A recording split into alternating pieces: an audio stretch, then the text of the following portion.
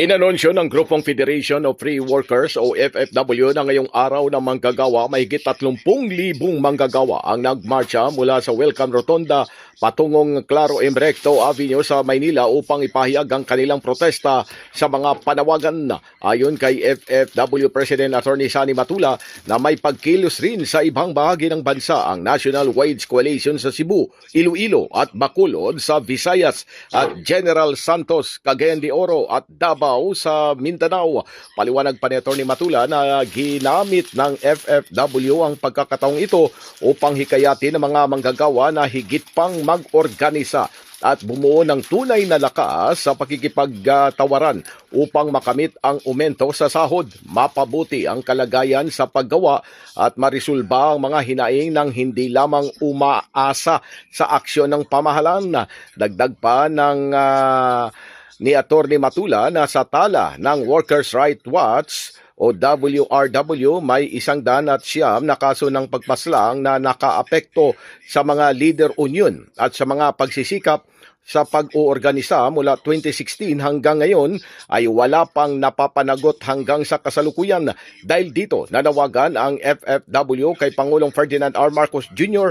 at sa kanyang Executive Secretary na si Ralph Recto bilang tagapangulo ng Interagency Committee na inatasan magpatawag ng Executive Order 23 Committee na on Freedom of Association na agad itong buhayin at kumilos. Giit pa ni Atty. Matula na dapat tipunin ni Recto ang IAC hindi lamang upang imbestigahan ang mga pag-ataking ito kundi upang magpakita ng konkretong resulta at patunayan ang tunay na pagtupad ng Pamahalang Marcos sa pangangalaga ng kalayaan sa pag-oorganisa. Binigyan din pa ni Atty. Matula na mag-organisa, ipaglaban ang nakabubuhay na sahod at ipaglaban ang karapatang mag-unyon sapagkat kapag organisado ang manggagawa, ang kanilang tinig ay hindi ingay. Ito ay kapangyarihan. Magandang po, isang mainit na pagbati ng kababayan ngayon sa Manila sa pagdiriwang ng Labor Day. Maraming mga activities tayo sa buong bansa, sa Iloilo, sa Bacolod, sa Cebu, sa Davao, sa General Santos City, sa Cagayan de Oro City para sa pagdiriwang ng Araw ng Paggawa.